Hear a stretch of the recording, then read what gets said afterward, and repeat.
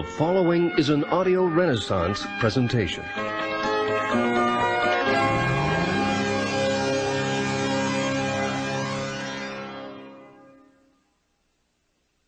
Hello, I'm Bill Hartley, President of Audio Renaissance.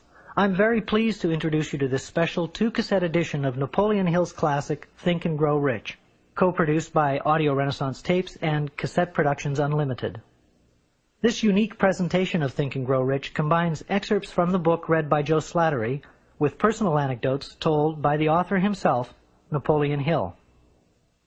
Because there's so much valuable information contained in every minute of this 2-hour program, we've included a self-help success manual designed for you to use along with the audio cassettes. We hope that it'll assist you in organizing your study of Napoleon Hill's philosophy of success, and that it'll become a record of your personal growth as you think and grow rich. Just before we begin, I'd like to give you the following information from the publisher's preface. Think and Grow Rich by Napoleon Hill, published by Fawcett Crest, New York, copyright 1937 by Napoleon Hill. Revised edition, copyright 1960 by Combined Registry Company. Copyright under International and Pan American Copyright Conventions. All rights reserved and transferred, January 1963, to Napoleon Hill Foundation, Charleston, South Carolina. And now, here's Joe Slattery with Napoleon Hill and our special presentation of Think and Grow Rich.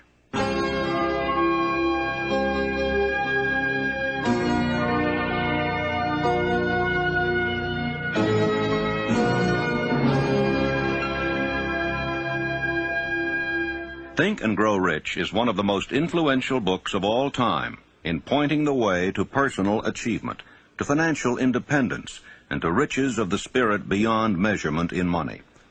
There has never been another book like it, nor ever can be. It was inspired by Andrew Carnegie, who disclosed his formula of personal achievement to the author, Napoleon Hill, many years ago. Carnegie not only made himself a multimillionaire, but he made millionaires of more than a score of men to whom he taught his secret.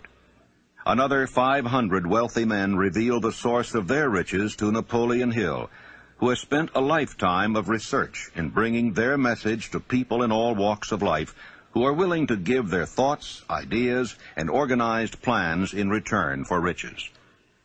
The riches within your grasp cannot always be measured in money. There are great riches in lasting friendships, harmonious family relationships, sympathy and understanding between business associates, and inner harmony which brings peace of mind measurable only in spiritual values. The philosophy of Think and Grow Rich will prepare you to attract and enjoy these higher estates which always have been and always will be denied to all except those who are ready for them. Everyone desires to be rich, but not everyone knows what constitutes enduring riches. And most people believe riches to consist only in material things that money can buy. Now here is a list of the 12 things which constitute real riches. Number 1, a positive mental attitude. Observe that it heads the list. And second, sound physical health. And third, harmony in human relations. And fourth, freedom from fear. And fifth, the hope of future achievement. And sixth, the capacity for applied faith. And 7, willingness to share one's blessings with others. 8, to be engaged in a labor of love. 9, an open mind on all subjects toward all people. 10, complete self-discipline. 11, wisdom with which to understand people. And 12, financial security. Observe, if you will, with great benefit, the fact that money comes at the end of the list of the 12 things that make men rich. Be prepared when you begin to put the philosophy of Think and Grow Rich into action for a changed life which will not only ease the trials and stresses of living, but will also prepare you for the accumulation of material riches in abundance. In every chapter of this book, mention has been made of the money-making secret which has made fortunes for hundreds of exceedingly wealthy men whom I have carefully analyzed over a long period of years. If you are ready to put it to use, you will recognize this secret at least once in every chapter. I wish I might feel privileged to tell you how you will know if you are ready, but that would deprive you of much of the benefit you will receive when you make the discovery in your own way. As a final word of preparation, before you begin the first chapter, may I offer one brief suggestion which may provide a clue by which the Carnegie secret may be recognized. It is this: all achievement, all earned riches have their beginning in an idea. If you are ready for the secret, you already possess one half of it. Therefore, you will readily recognize the other half the moment it reaches your mind. When you begin to think and grow rich, you will observe that riches begin with a state of mind, with definiteness of purpose, with little or no hard work. You and every other person ought to be interested in knowing how to acquire that state of mind which will attract riches. I spent 25 years in research because I, too, wanted to know how wealthy men became that way. My brother and I had matriculated at Georgetown University Law School intending to become lawyers. We didn't have any money, but I did have ability to write, and I promised that I would write stories about successful men, sell them to the magazines, and pay our way through. And my first assignment, fortunately, was with Andrew Carnegie in Pittsburgh. He gave me 3 hours. And when the 3 hours were over, he said, now, this interview is just beginning. Come on out the house, stay all night, and after dinner we'll take up the interview again. He kept me there 3 days and nights. And believe you me, I was more than flattered. I wondered what it was all about. He kept talking to me about the need for a new philosophy. He said, we've had many philosophies from the days of Socrates and Plato on down to the days of William James and Emerson, but most of them dealt with the moral laws of life. What we need is an economic philosophy for the man of the streets that will enable him to make use of the know-how gained by men like myself over a lifetime of experience.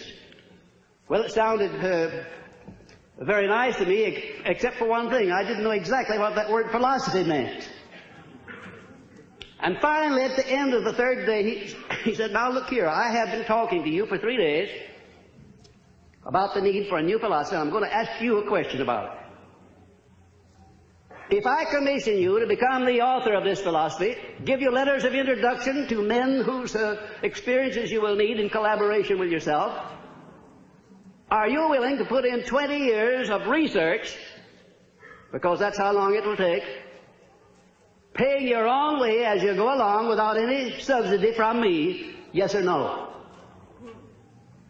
Ladies and gentlemen, there have been many times in my life when I have faced difficult problems and difficult decisions, and I don't think I ever faced one more embarrassing than that. Because when Mr. Carnegie put that proposition to me, my hand was down in my pocket, and I was fiddling with the money that I had there just about enough to get back to Washington, and if I had to stay at a hotel instead of Mr. Carnegie's house, I wouldn't have had that much. I didn't even know the meaning of the word philosophy, and here the richest man in the world wanted me to go to work for him for 20 years without pay.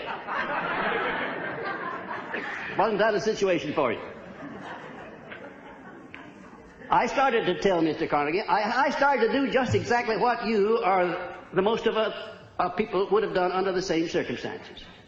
And what do you think that was? What would you have done if you would have faced that sort of proposition, going to work for 20 years without any pay for the richest man in the world? Well, yes, that's what I was about to do. But something inside of me wouldn't let me open my mouth until I got a hunch that if Mr. Carnegie had kept me there for 3 days, it must have been for a purpose. That he must have seen something in me that I didn't know was there. Also, that a man with Mr. Carnegie's reputation for picking men certainly didn't pick me to do a job like that unless he knew I had the ability to do it. And whatever this something was, this silent, invisible person that was standing, looking over my shoulder and whispering in my ear, said, go ahead and tell him yes. I said, Mr. Carnegie, I not only will accept the commission, sir, but you may depend upon it that I will complete it. He said, I like the way you ended that sentence up, and I think you'll do it. You have the job. The only contribution Mr. Carnegie ever made to me outside of introducing me where I needed to be introduced was to pay my expenses in the early part of my relationship with him. The first man he sent me to see was Henry Ford. He said, I want you to go up to Detroit, become acquainted with Henry Ford, observe him carefully, because one of these days he's going to dominate the motor industry. and it's going to be second only to the steel industry. This was in 1908, the late fall of 1908, ladies and gentlemen. I went up there and spent 2 days trying to find Ford, and when I did find him, he came out of the rear of a shop where he'd been doing some experimenting with an old pair of overalls on, a plug hat or a derby hat that had been bashed in the crown, grease all over his hands. I remember he got my shirt sleeves dirty when I shook hands with him. And I sat down for a half hour with Mr. Ford, and about all of his conversation consisted of yes and no, mostly no. And I wondered how a man like Mr. Carnegie could have made a mistake like that. Imagine if Mr. Ford would ever be a leader in anything. Well, I won't tell you the rest of it. That's enough.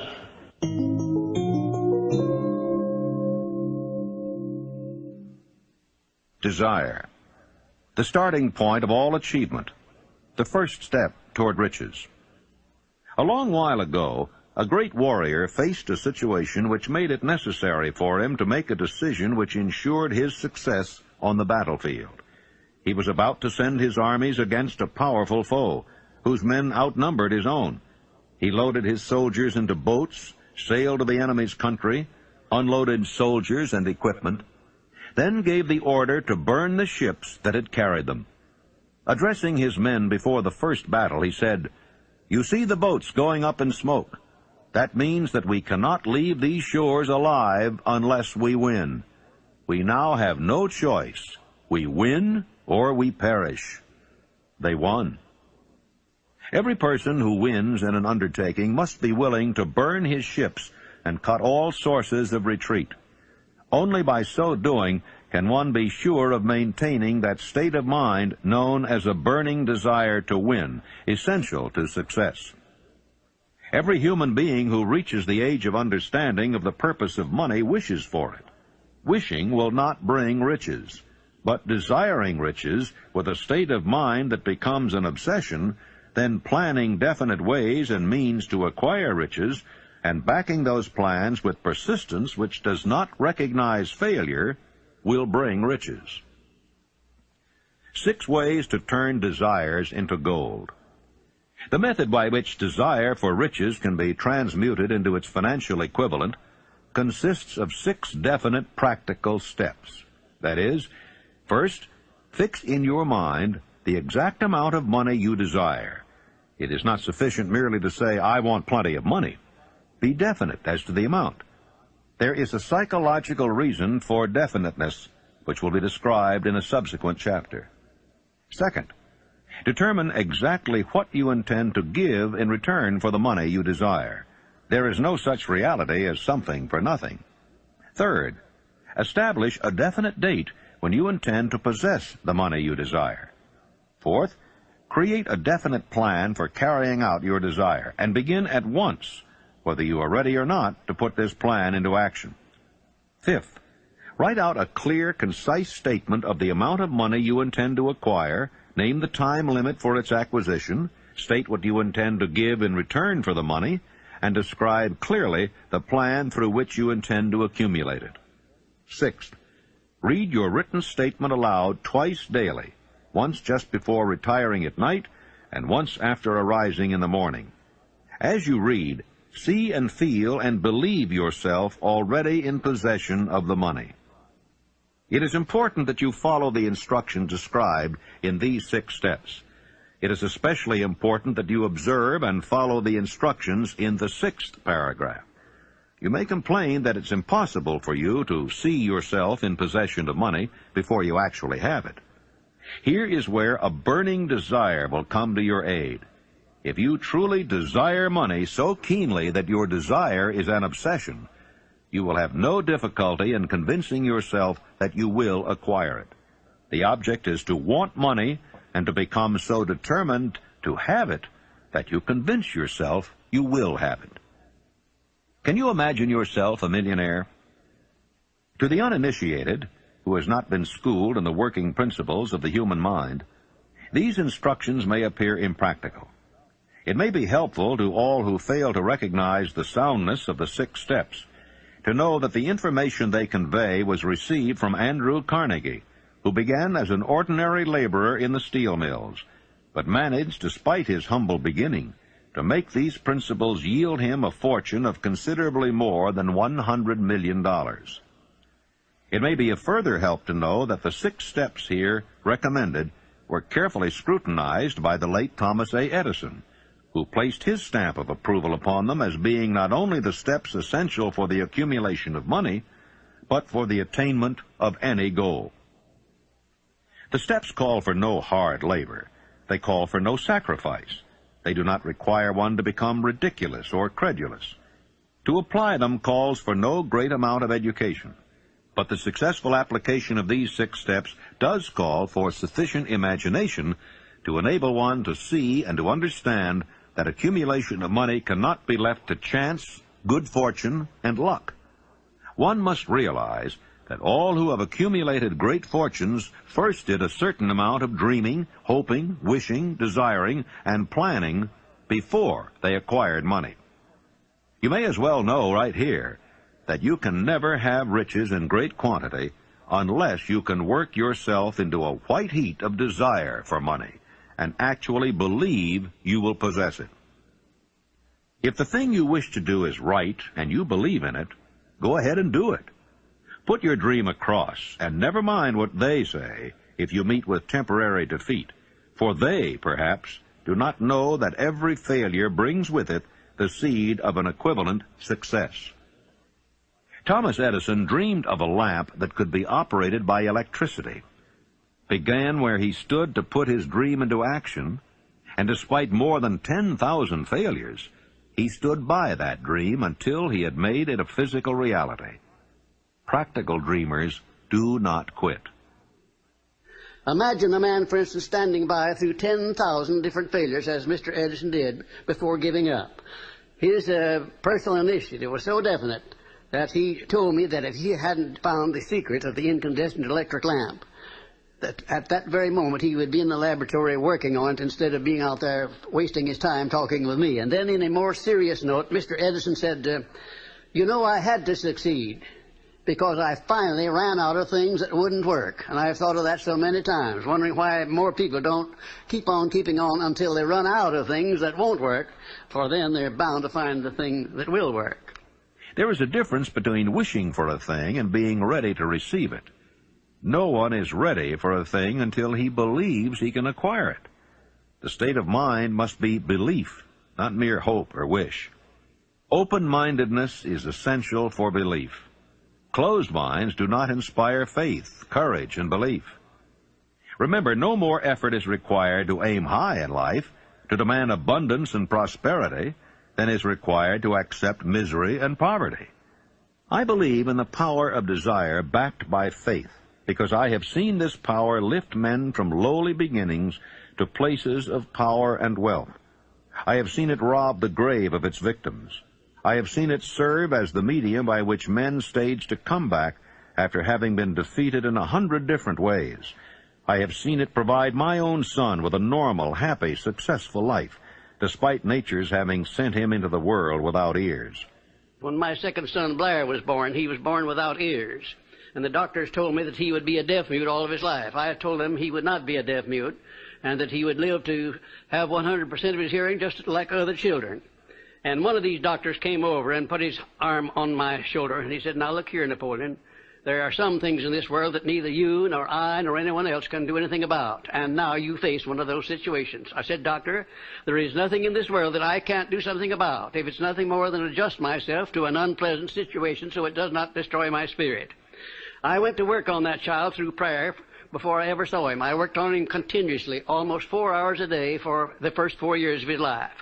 And at the age of about 18 months, we recognized that he was beginning to hear. We didn't know just how much. But by the time he had reached the 4th year, he had developed 65% of his normal hearing. And in his 3rd year in college, in the University of West Virginia, the Acousticon Company, manufacturer of hearing aids, heard about this unusual case, the only one of its kind in the world where a child born without ears ever learned to hear. Came down to the University of West Virginia and made him a special hearing aid that gave him the other 35% of his hearing, and Blair today has 100% of his hearing just exactly like I said he would. It's almost one of the modern miracles of medical science that this thing happened. And the doctors today don't know exactly how it did happen. I'm not so sure that I did, but I know what I was doing to help bring it about.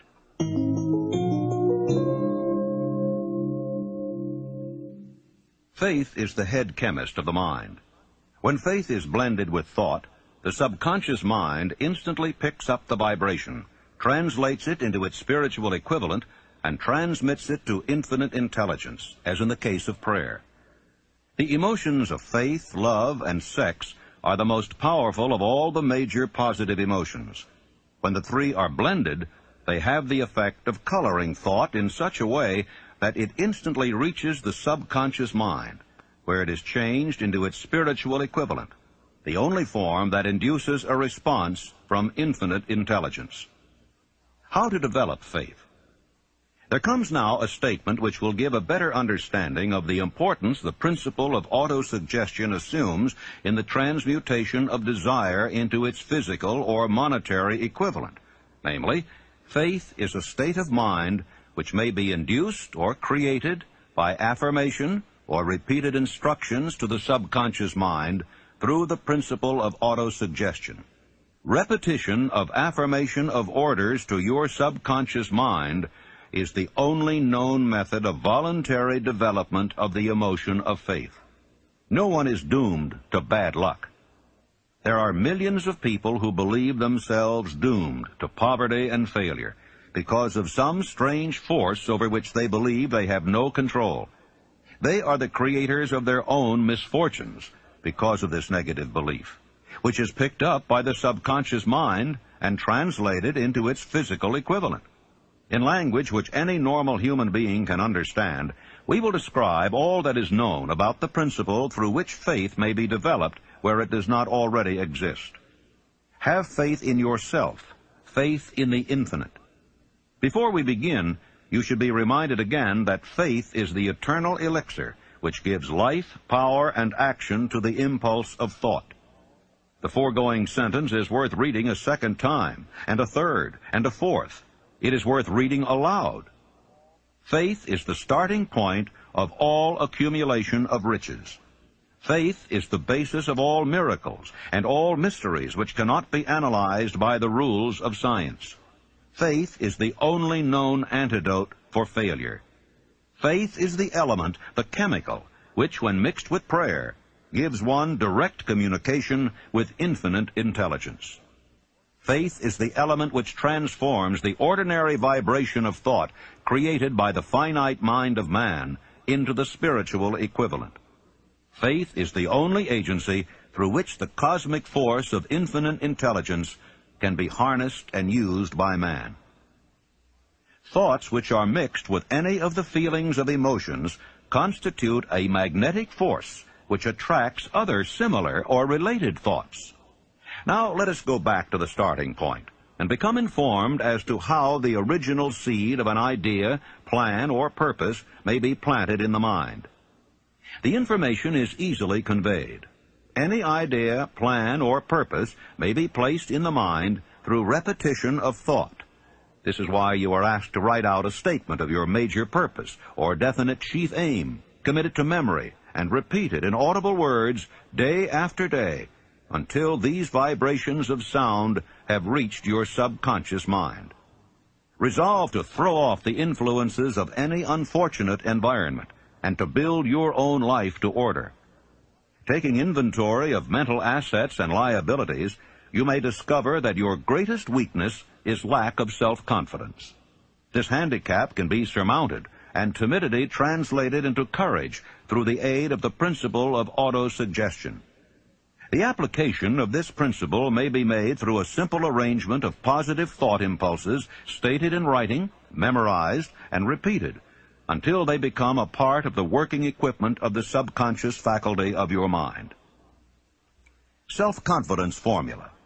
First, I know that I have the ability to achieve the object of my definite purpose in life.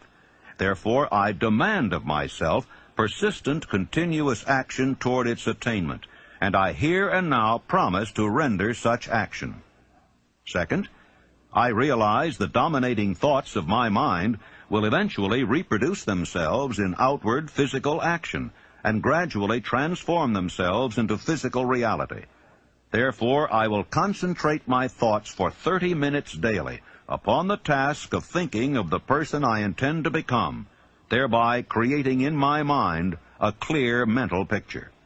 Third, I know through the principle of autosuggestion, any desire that I persistently hold in my mind will eventually seek expression through some practical means of attaining the object back of it. Therefore, I will devote 10 minutes daily to demanding of myself the development of self-confidence. Fourth, I have clearly written down a description of my definite chief aim in life, and I will never stop trying until I shall have developed sufficient self-confidence for its attainment. Fifth, I fully realize that no wealth or position can long endure unless built upon truth and justice. Therefore, I will engage in no transaction which does not benefit all whom it affects. I will succeed by attracting to myself the forces I wish to use and the cooperation of other people. I will induce others to serve me because of my willingness to serve others. I will eliminate hatred, envy, jealousy, selfishness, and cynicism by developing love for all humanity, because I know that a negative attitude toward others can never bring me success. I will cause others to believe in me because I will believe in them and in myself. I will sign my name to this formula, commit it to memory, and repeat it aloud once a day, with full faith that it will gradually influence my thoughts and actions so that I will become a self-reliant and successful person. The disaster of negative thinking. The subconscious mind makes no distinction between constructive and destructive thought impulses. It works with the material we feed it, through our thought impulses. The subconscious mind will translate into reality a thought driven by fear just as readily as it will translate into reality a thought driven by courage or faith. Like the wind which carries one ship east and another west, the law of autosuggestion will lift you up or pull you down, according to the way you set your sails of thought.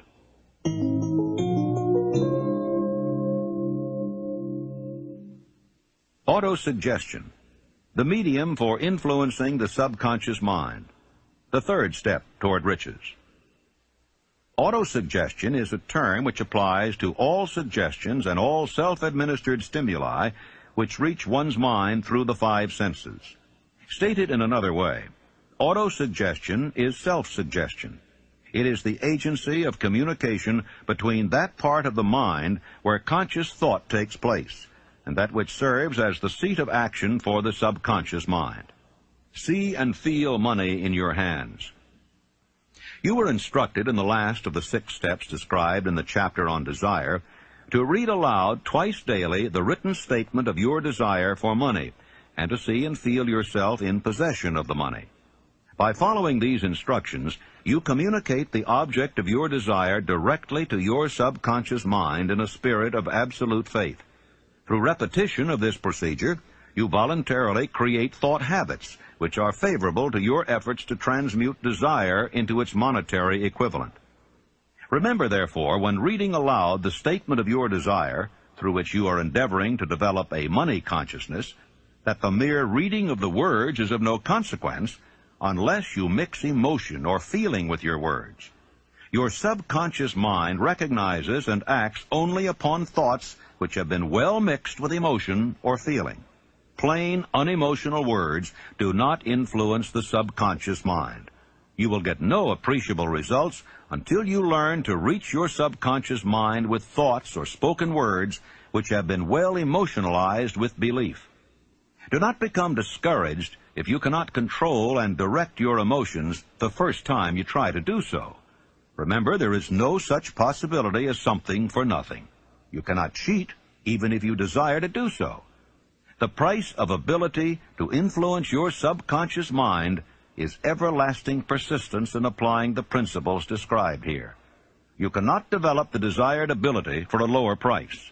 You and you alone must decide whether or not the reward for which you are striving, the money consciousness, is worth the price you must pay for it in effort. Your ability to use the principle of autosuggestion will depend very largely upon your capacity to concentrate upon a given desire until that desire becomes a burning obsession.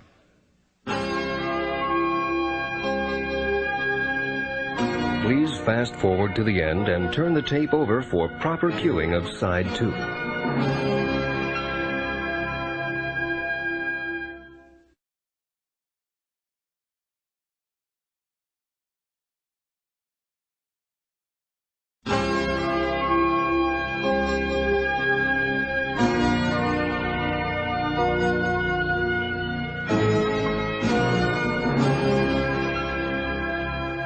Six steps to stimulate your subconscious mind.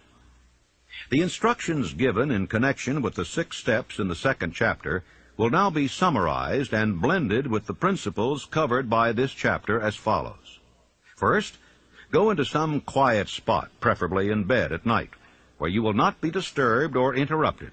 Close your eyes and repeat aloud, so you may hear your own words, the written statement of the amount of money you intend to accumulate, the time limit for its accumulation, and a description of the service or merchandise you intend to give in return for the money. As you carry out these instructions, see yourself already in possession of the money. For example, suppose that you intend to accumulate $50,000 by the 1st of January 5 years hence, that you intend to give personal services in return for the money in the capacity of a salesman. Your written statement of your purpose should be similar to the following. By the 1st day of January 19 so-and-so, I will have in my possession $50,000, which will come to me in various amounts from time to time during the interim. In return for this money, I will give the most efficient service of which I am capable, rendering the fullest possible quantity and the best possible quality of service in the capacity of salesman of, and here describe the service or merchandise you intend to sell. I believe that I will have this money in my possession. My faith is so strong that I can now see this money before my eyes. I can touch it with my hands. It is now awaiting transfer to me at the time and in the proportion that I deliver the service I intend to render in return for it. I am awaiting a plan by which to accumulate this money, and I will follow that plan when it is received. Second, repeat this program night and morning until you can see in your imagination the money you intend to accumulate. Third, place a written copy of your statement where you can see it night and morning, and read it just before retiring and upon arising until it has been memorized. Remember, as you carry out these instructions, that you are applying the principle of autosuggestion for the purpose of giving orders to your subconscious mind. Remember also that your subconscious mind will act only upon instructions which are emotionalized and handed over to it with feeling. Faith is the strongest and most productive of the emotions. Follow the instructions given in the chapter on faith. These instructions may at first seem abstract. Do not let this disturb you. Follow the instructions, no matter how abstract or impractical they may at first appear to be. The time will soon come, if you do as you've been instructed, in spirit as well as in act, when a whole new universe of power will unfold to you.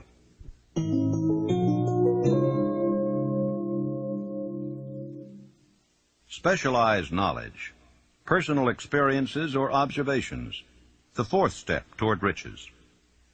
There are 2 kinds of knowledge. One is general, the other is specialized. General knowledge, no matter how great in quantity or variety it may be, is of but little use in the accumulation of money. The faculties of the great universities possess in the aggregate practically every form of general knowledge known to civilization. Most of the professors have but little money. They specialize on teaching knowledge, but they do not specialize on the organization or the use of knowledge. Knowledge will not attract money unless it is organized and intelligently directed through practical plans of action to the definite end of accumulation of money. Lack of understanding of this fact has been the source of confusion to millions of people who falsely believe that knowledge is power. It is nothing of the sort. Knowledge is only potential power. It becomes power only when and if it is organized into definite plans of action and directed to a definite end. This missing link in all systems of education may be found in the failure of educational institutions to teach their students how to organize and use knowledge after they acquire it. Many people make the mistake of assuming that because Henry Ford had but little schooling, he was not a man of education. Those who make this mistake do not understand the real meaning of the word educate. That word is derived from the Latin word educo, meaning to educe, to draw out, to develop from within. An educated man is not necessarily one which has an abundance of general or specialized knowledge. An educated man is one who has so developed the faculties of his mind that he may acquire anything he wants or its equivalent without violating the rights of others. You must remember that Mr. Edison only had 3 months of schooling in his entire life. Although he chose a work that called for the application of many of the sciences, he knew nothing about any of them. Now, you may wish to ask, how in the world did he get along with only 3 months of schooling in the business of inventing, dealing with the sciences, and yet knowing nothing about any of them? I've been asked that question many times. Well, the answer is very simple.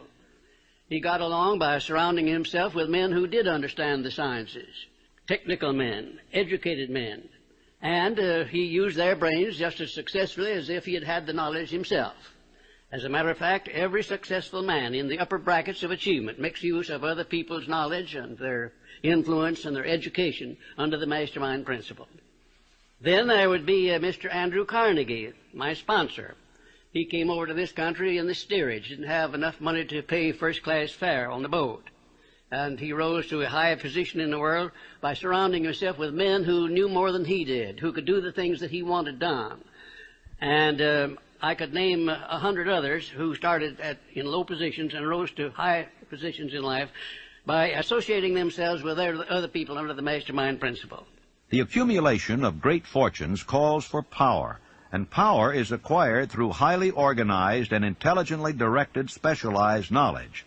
But that knowledge does not necessarily have to be in the possession of the man who accumulates the fortune.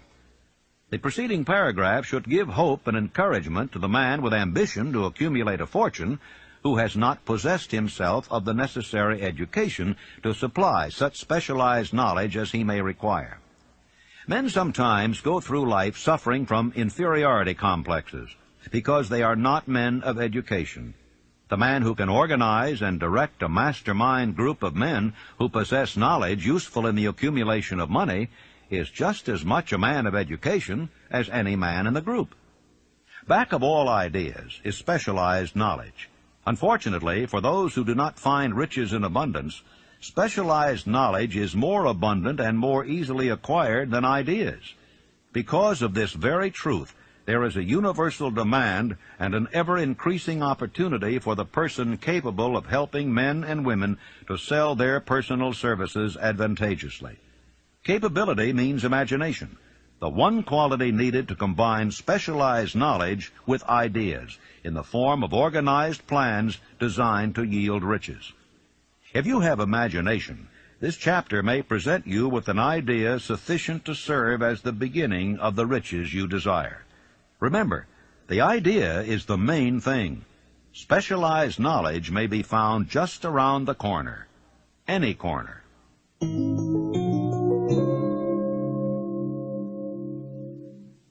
Imagination, the workshop of the mind, the fifth step toward riches. The imagination is literally the workshop wherein are fashioned all plans created by man. The impulse, the desire, is given shape, form, and action through the aid of the imaginative faculty of the mind. Two forms of imagination.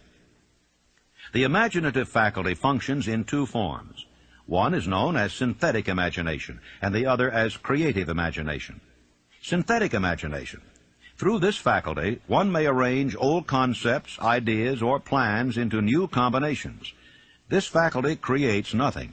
It merely works with the material of experience, education, and observation with which it is fed. It is the faculty used most by the inventor, with the exception of the genius who draws upon the creative imagination when he cannot solve his problem through synthetic imagination. Creative imagination. Through the faculty of creative imagination, the finite mind of man has direct communication with infinite intelligence. It is the faculty through which hunches and inspirations are received. It is by this faculty that all basic or new ideas are handed over to man. It is through this faculty that one individual may tune in or communicate with the subconscious minds of other men. Center your attention for the time being on the development of the synthetic imagination, because this is the faculty which you will use more often in the process of converting desire into money. Transformation of the intangible impulse of desire into the tangible reality of money calls for the use of a plan or plans. These plans must be formed with the aid of the imagination, and mainly with the synthetic faculty. The laws that lead to fortune. The earth on which you live, you yourself, and every other material thing, are the result of evolutionary change through which microscopic bits of matter have been organized and arranged in an orderly fashion. Moreover, and this statement is of stupendous importance, this earth, every one of the billions of individual cells of your body, and every atom of matter, began as an intangible form of energy. Desire is thought impulse. Thought impulses are forms of energy.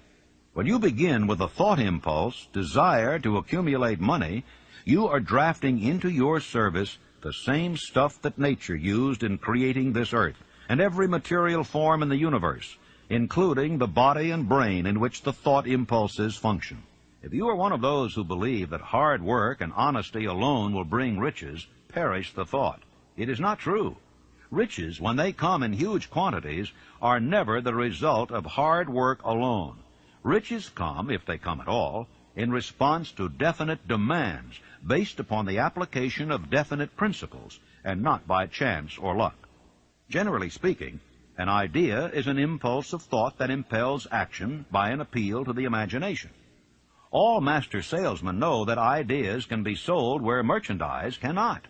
Ordinary salesmen do not know this. That is why they are ordinary. There was Clarence Saunders, one of my outstanding students of Memphis, Tennessee. Clarence worked in a grocery store, delivering groceries, more or less. And he had a great amount of enthusiasm and also a keen imagination. He was constantly trying to interest his employer in new and improved methods of merchandising. And finally, the employer became so peeved at Clarence for wasting his time with what he called foolish suggestions that he told him that if he came in with another one, he was going to fire him. Shortly thereafter, a cafeteria was opened in Memphis, Tennessee, the first cafeteria that came there. And when Clarence went out to his lunch that day, he saw a great line of people extending out onto the sidewalk, waiting to be served in the cafeteria. Out of curiosity, he got on the end of the line, and when he picked up his tray and filled it up, by the time he got down to the cashier or the checker, his imagination began to turn, and he said, what a wonderful thing this would be in our grocery business, to have a self-help grocery store so women could come in with a basket on their arm, pick up what they wanted, and pay for it at one place as they went out. It would save a lot of time, and it would save a lot of embarrassment. Well, Clarence could hardly wait until he got back to the store, and he rushed in and he said, well, boss, I have a multi-million-dollar idea, and the boss said, now, Clarence, you're fired. Clarence said, oh, no, I'm not. I resigned before I started to talk. Later on, I talked to the man who was Clarence's boss, and he said as near as he could figure, every word that he used in trying to fire Clarence had cost him $1 million. Because Clarence took his idea of self-help grocery stores to a firm who financed it under the name of Piggly Wiggly Stores, and he made $4 million during the first 4 years. An astounding illustration of what a man can do with an idea backed by the proper amount of enthusiasm.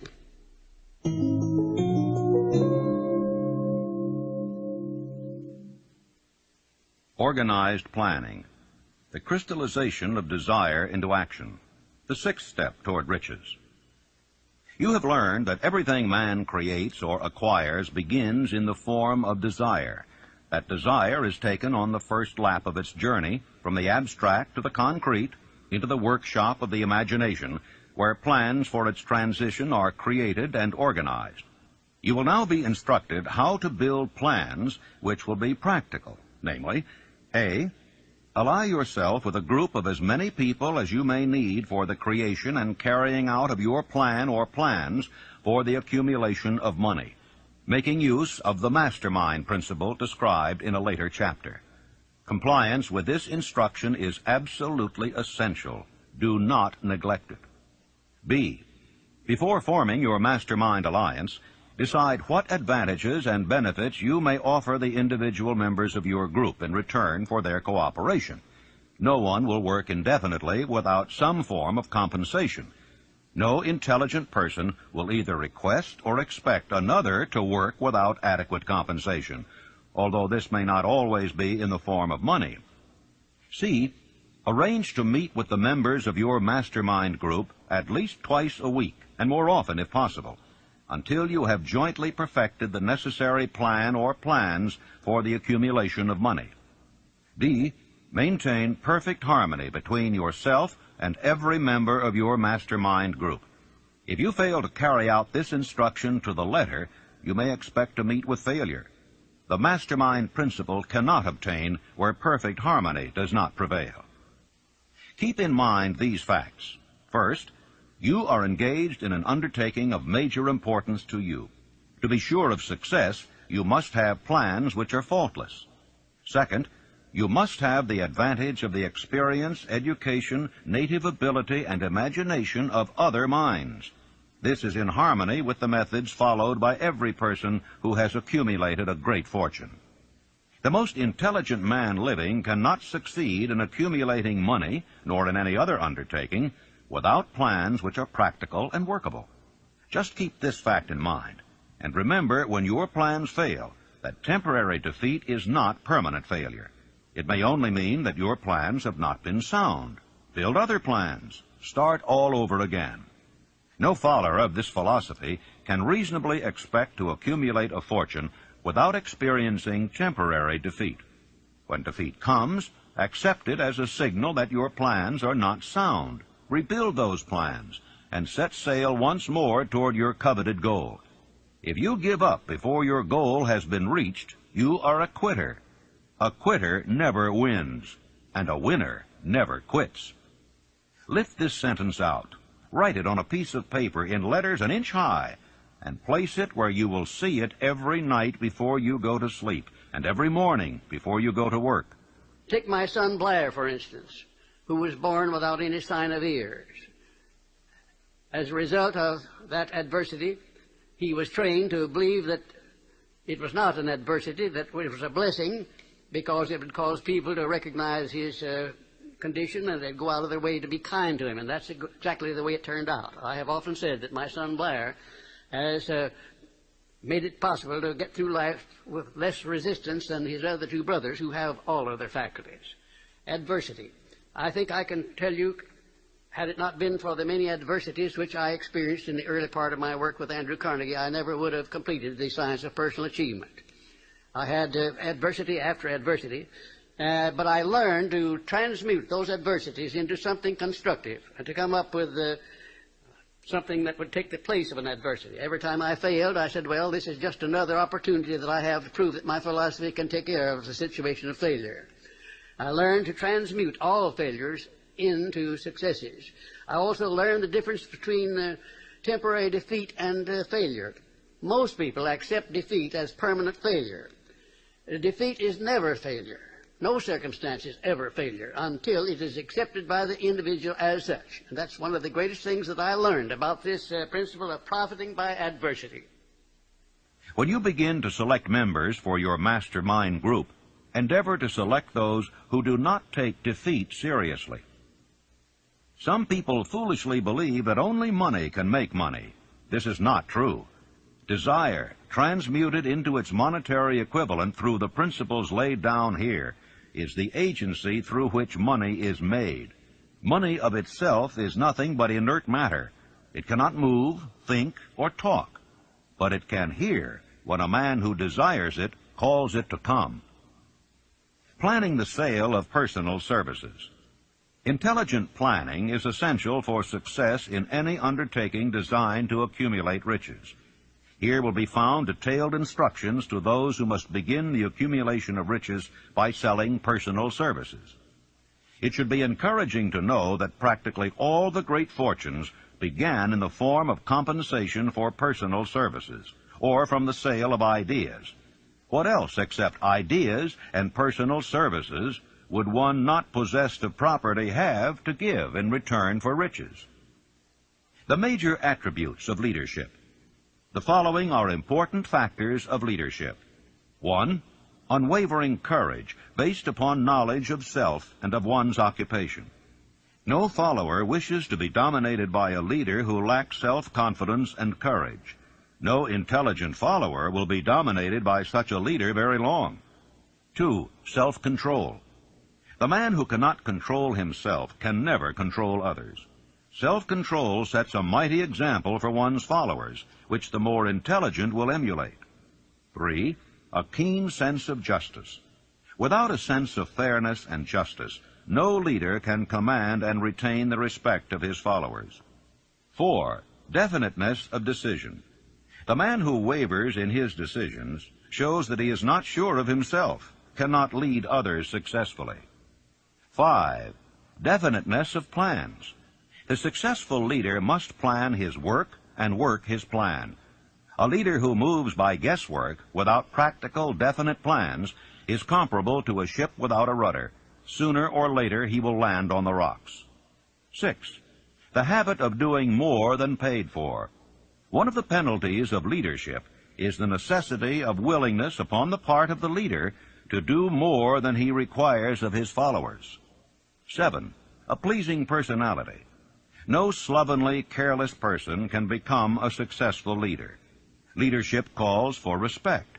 Followers will not respect a leader who does not grade high on all of the factors of a pleasing personality. 8. Sympathy and understanding. The successful leader must be in sympathy with his followers. Moreover, he must understand them and their problems. 9. Mastery of detail. Successful leadership calls for mastery of the details of the leader's position. 10. Willingness to assume full responsibility. The successful leader must be willing to assume responsibility for the mistakes and the shortcomings of his followers. If he tries to shift this responsibility, he will not remain the leader. If one of his followers makes a mistake and shows himself incompetent, the leader must consider that it is he who failed.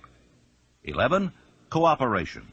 The successful leader must understand and apply the principles of cooperative effort and be able to induce his followers to do the same. Leadership calls for power, and power calls for cooperation. How to get the exact position you desire. Everyone enjoys doing the kind of work for which he is best suited. An artist loves to work with paints, a craftsman with his hands, a writer loves to write. Those with less definite talents have their preferences for certain fields of business and industry. If America does anything well, it offers a full range of occupations: tilling the soil, manufacturing, marketing, and the professions. First, decide exactly what kind of job you want. If the job doesn't already exist, perhaps you can create it. Second, choose the company or individual for whom you wish to work. Third, study your prospective employer as to policies, personnels, chances of advancement. Fourth, by analysis of yourself and your talents and capabilities, figure what you can offer and plan ways and means of giving advantages, services, developments, ideas that you believe you can successfully deliver. Fifth, forget about a job. Forget whether or not there is an opening. Forget the usual routine of, have you got a job for me? Concentrate on what you can give. Sixth, once you have your plan in mind, arrange with an experienced writer to put it on paper in neat form and in full detail. Seventh, present it to the proper person with authority, and he will do the rest. Every company is looking for men who can give something of value, whether it be ideas, services, or connections. Every company has room for the man who has a definite plan of action which is to the advantage of that company. This line of procedure may take a few days or weeks of extra time, but the difference in income, in advancement, and in gaining recognition will save years of hard work at small pay. It has many advantages, the main one being that it will often save from 1 to 5 years of time in reaching a chosen goal. Every person who starts or gets in halfway up the ladder does so by deliberate and careful planning. For instance, back in the early days when I wanted to get a job from a certain firm while I was going to high school, here's the way I went about it. I wrote an application stating my qualifications and my desire for the job. The answer came back, no, too sorry, no position open. Next, I sent a telegram. Answer was still no. And next, I sent a special delivery letter every day for a week. Answer was still no. Next, I sent a special delivery every hour for 2 days. And the firm telegraphed me to come and go to work. Every person must be his own salesman of personal services. The quality and the quantity of service rendered, and the spirit in which it is rendered, determine to a large extent the price and the duration of employment. To market personal services effectively, which means a permanent market at a satisfactory price under pleasant conditions, one must adopt and follow the QQS formula, which means that quality plus quantity plus the proper spirit of cooperation equals perfect salesmanship of service. Remember the QQS formula, but do more. Apply it as a habit. Let us analyze the formula to make sure we understand exactly what it means. 1. Quality of service shall be construed to mean the performance of every detail in connection with your position in the most efficient manner possible, with the object of greater efficiency always in mind. 2. Quantity of service shall be understood to mean the habit of rendering all the service of which you are capable at all times, with the purpose of increasing the amount of service rendered as greater skill is developed through practice and experience. Emphasis is again placed on the word habit. 3. Spirit of service shall be construed to mean the habit of agreeable, harmonious conduct which will induce cooperation from associates and fellow employees. Well, let me relate my experience with Franklin D. Roosevelt in the White House in 1933, and will give you a fine indication of how the students of this philosophy may profit by this important principle. First of all, let me define the principle of going the extra mile. It means rendering more service and better service than you are paid to render, and doing it all the time, and doing it in a pleasing, positive mental attitude. When I went to work for the President in 1933, nothing was said at the beginning about how much I was to receive or who was to pay it. And I had been there about 3 months when one day Franklin D. Roosevelt asked me who was paying my salary and how much I was getting, and I said, well, Mr. President, that's something I would like to know myself. I haven't heard anything about it. And we talked on for a little while, and I said, well, now, Mr. President, you know, I have been serving you ever since you were Assistant Secretary of the Navy, and particularly while you were Governor of New York. And you will recall, of course, that up to this time I have never rendered you a bill or asked you to pay me $1 for my services, and I'm not going to start now. But if you insist upon it, suppose you put me on the payroll at $1 a year. And that's exactly what he did. Well, I took my typewriter down to the White House, and when I wasn't actually serving the President or some member of his staff or cabinet, I started writing books. I wrote 6 books that first year, among them Think and Grow Rich, the book that has made me popular all over the world, you might say. I had no intention of publishing that book when I was writing it. I was writing it to myself to keep my mind positive in those days of chaos. Well, some 3 years after I left the service of the President, I got out these manuscripts and read them, and I made up my mind that the only one worth publishing was Think and Grow Rich. And when I took it to my publisher, he said, well, what is in this book that leads you to believe it would sell? I said, you will have to read it to find out. He took it home with him and read it. He had his whole staff read it paragraph by paragraph, and then they took a vote on it, and they voted unanimously that it was the best manuscript that ever came to that publishing house. They printed it, put it to work, and it's been selling as a bestseller all over the world up to this time. It has grossed over $18 million, and probably will gross many more millions of dollars while I'm still alive. It's been translated into many languages. It was endorsed by Mahatma Gandhi and distributed widely throughout India. It went from there to Brazil, where it was translated into the Portuguese language and is widely distributed throughout Latin America. And I think if you'll stop and consider the wages that I asked, the wages that I received of $1 a year, and the service that I gave for that, you'll recognize what can be accomplished by going the extra mile. Now, let me give you some of the benefits that comes from going the extra mile. Well, it places the law of increasing returns squarely back of one. It brings one to the favorable attention of those who can and do provide opportunities for self-promotion. It tends to permit one to become indispensable in many different human relationships, and therefore enables one to command more than average compensation. It leads to a mental growth and physical perfection in various forms of service, thereby developing greater ability and skill in one's chosen vocation. It protects one against the loss of employment and places one in a position to choose his own job and working conditions. It enables one to profit by the law of contrast, because the majority of people do not practice the habit of going the extra mile. As a matter of fact, the majority of people don't even go the first mile. And it leads to the development of a positive, pleasing personal attitude, which is among the more important traits of a pleasing personality. And it tends to develop a keen, alert imagination, as it is a habit which keeps one continuously seeking new and more efficient ways of rendering service. It definitely serves to develop self-reliance. It serves also to build the confidence of others in one's integrity. And it is the only logical reason to justify one in asking for a promotion or for more wages, because if a man is not doing any more than he's paid for, then obviously he has no right to ask for more pay.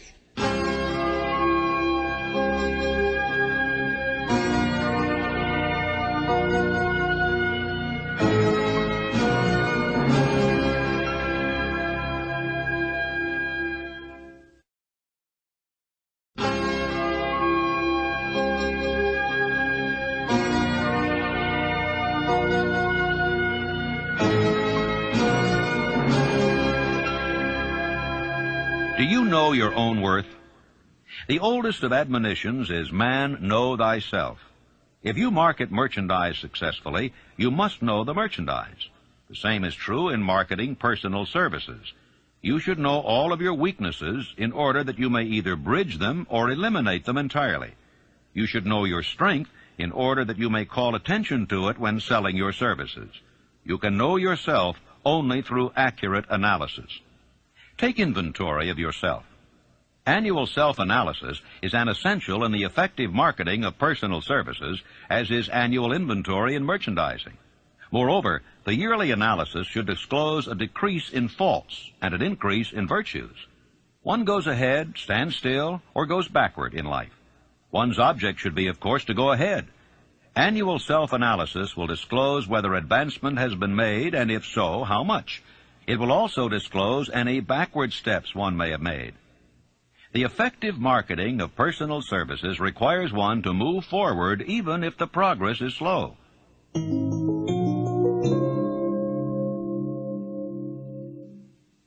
Decision. The mastery of procrastination. The seventh step toward riches. Analysis of over 25,000 men and women who had experienced failure disclosed the fact that lack of decision was near the head of the list of the 31 major causes of failure. Procrastination, the opposite of decision, is a common enemy which practically every man must conquer.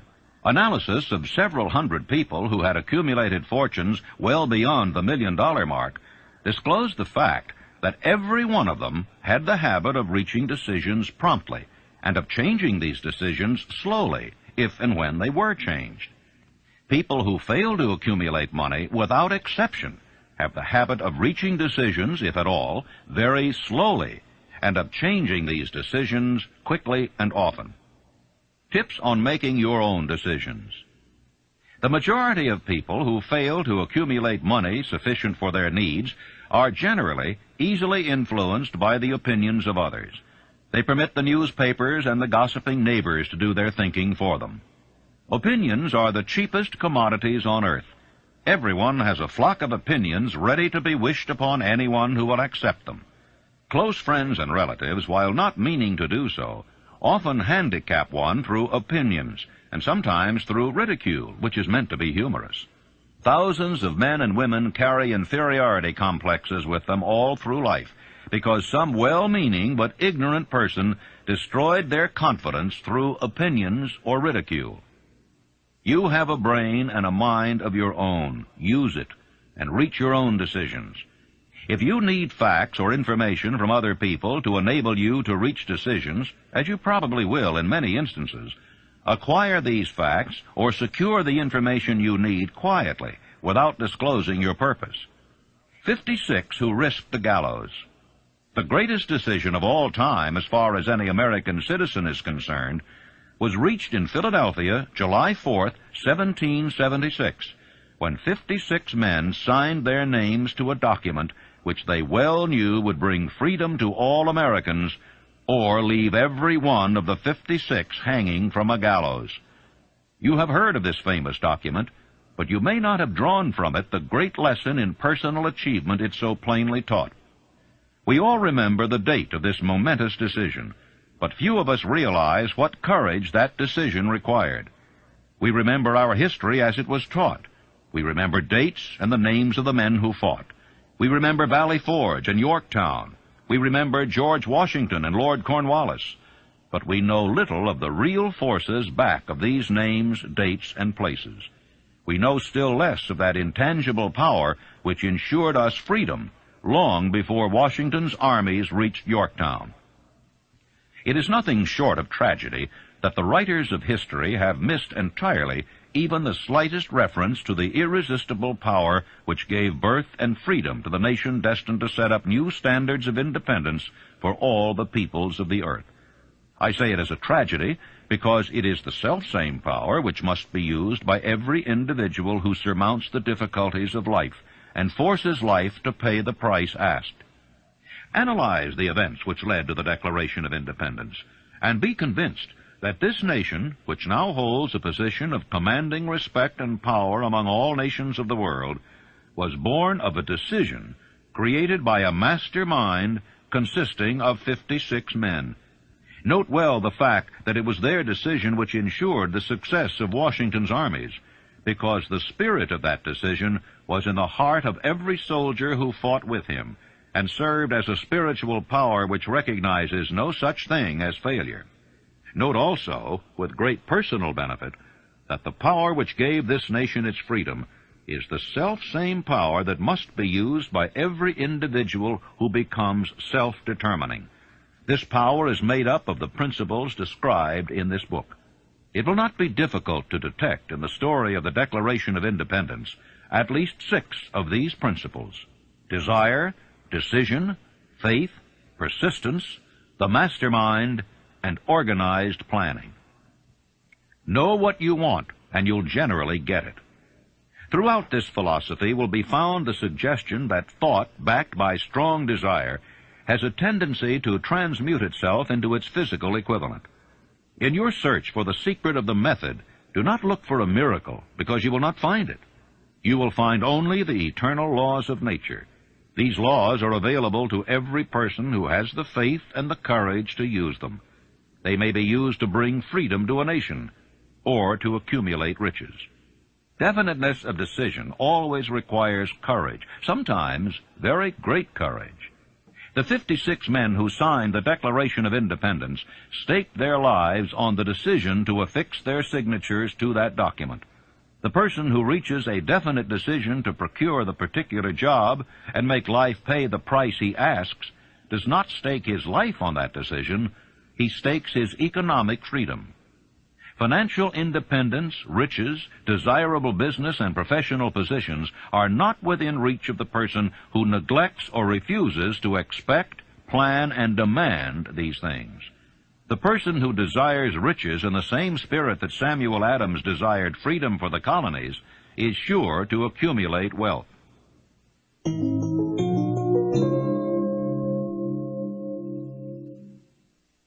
Persistence, the sustained effort necessary to induce faith. The 8th step toward riches. Persistence is an essential factor in the procedure of transmuting desire into its monetary equivalent. The basis of persistence is the power of will. Willpower and desire, when properly combined, make an irresistible pair. The starting point of all achievement is desire. Keep this constantly in mind. Weak desires bring weak results, just as a small amount of fire makes a small amount of heat. If you find yourself lacking in persistence, this weakness may be remedied by building a stronger fire under your desires. And if you find that you are indifferent, you may be sure that you have not yet acquired the money consciousness which you must possess before you can be sure of accumulating a fortune. Those who can take it are bountifully rewarded for their persistence. They receive as their compensation whatever goal they are pursuing. That is not all. They receive something infinitely more important than material compensation, the knowledge that every failure brings with it the seed of an equivalent advantage. You can train yourself to be persistent. Persistence is a state of mind. Therefore, it can be cultivated. Like all states of mind, persistence is based upon definite causes. Among them, these. A. Definiteness of purpose. Knowing what one wants is the first and perhaps the most important step toward the development of persistence. A strong motive forces one to surmount many difficulties. B. Desire. It is comparatively easy to acquire and to maintain persistence in pursuing the object of intense desire. C. Self-reliance. Belief in one's ability to carry out a plan encourages one to follow the plan through with persistence. Self-reliance can be developed through the principle described in the chapter on autosuggestion. D. Definiteness of plans. Organized plans, even though they may be weak and entirely impractical, encourage persistence. E. Accurate knowledge. Knowing that one's plans are sound, based upon experience or observation, encourages persistence. Guessing instead of knowing destroys persistence. F. Cooperation. Sympathy, understanding, and harmonious cooperation with others tend to develop persistence. G. Willpower. The habit of concentrating one's thoughts upon the building of plans for the attainment of a definite purpose leads to persistence. H. Habit. Persistence is the direct result of habit. The mind absorbs and becomes a part of the daily experiences upon which it feeds. Fear, the worst of all enemies, can be effectively cured by forced repetition of acts of courage. Everyone who has seen active service in war knows this. Take your own persistence inventory. Before leaving the subject of persistence, take inventory of yourself and determine in what particular, if any, you are lacking in this essential quality. Measure yourself courageously, point by point, and see how many of the 8 factors of persistence you lack. The analysis may lead to discoveries that will give you a new grip on yourself. If you fear criticism, let us examine some of the symptoms of the fear of criticism. The majority of people permit relatives, friends, and the public at large to so influence them that they cannot live their own lives because they fear criticism. Huge numbers of people make mistakes in marriage, stand by the bargain, and go through life miserable and unhappy because they fear criticism, which may follow if they correct the mistake. Anyone who has submitted to this form of fear knows the irreparable damage it does by destroying one's ambition and the desire to achieve. Millions of people neglect to acquire belated educations after having left school because they fear criticism. Countless numbers of men and women, both young and old, permit relatives to wreck their lives in the name of duty because they fear criticism. Duty does not require any person to submit to the destruction of his personal ambitions and the right to live his own life in his own way. People refuse to take chances in business because they fear the criticism which may follow if they fail. The fear of criticism in such cases is stronger than the desire for success. How to develop persistence? There are 4 simple steps which lead to the habit of persistence. They call for no great amount of intelligence, no particular amount of education, and but little time or effort. The necessary steps are: 1. A definite purpose backed by burning desire for its fulfillment. 2. A definite plan expressed in continuous action. 3. A mind closed tightly against all negative and discouraging influences, including negative suggestions of relatives, friends, and acquaintances. 4. A friendly alliance with one or more persons who will encourage one to follow through with both plan and purpose. These 4 steps are essential for success in all walks of life. The entire purpose of the 13 principles of this philosophy is to enable one to take these 4 steps as a matter of habit. These are the steps by which one may control one's economic destiny. They are the steps that lead to freedom and independence of thought. They are the steps that lead to riches in small or great quantities. They lead the way to power, fame, and worldly recognition. They are the 4 steps which guarantee favorable breaks. They are the steps that convert dreams into physical realities. They lead also to the mastery of fear, discouragement, and indifference. There is a magnificent reward for all who learn to take these 4 steps. It is the privilege of writing one's own ticket and of making life yield whatever price is asked. How to master difficulties. What mystical power gives to men of persistence the capacity to master difficulties? Does the quality of persistence set up in one's mind some form of spiritual, mental, or chemical activity which gives one access to supernatural forces? Does infinite intelligence throw itself on the side of the person who still fights on after the battle has been lost, with the whole world on the opposing side? You may be interested in knowing that I had the help of some 500 of the most successful men in America to help me create the science of personal achievement. Among them were such men as Thomas A. Edison, Henry Ford, John Wanamaker. Let me tell you about one man, perhaps my most outstanding student, who has made a tremendous success of his life by applying definiteness of purpose. His name is W. Clement Stone, president of the Combined Insurance Company of America. Right after Think and Grow Rich was published in 1937, someone gave Mr. Stone a copy of this book, and he was so impressed by it that he laid out a 20-year plan for himself. At that time, he was selling insurance, I suppose making $200 or $300, maybe $400 a week at the most. Now, his plan called for him to own a company of his own within 20 years, and for him to be president of it, and his personal fortune to be not less than $10 million. Well, long before the 20 years were up, he was the president and majority owner of 4 large insurance companies. His personal fortune was over $35 million, and today it is estimated that his fortune is over $100 million. And he attributes his success entirely to the application of the famous Andrew Carnegie philosophy, and particularly to the application of definiteness of purpose. His 2,000 salesmen are known to be the most successful men in the insurance field, and every one of those 2,000 men has been taught to use the science of personal achievement and to emphasize the principle of definiteness of purpose.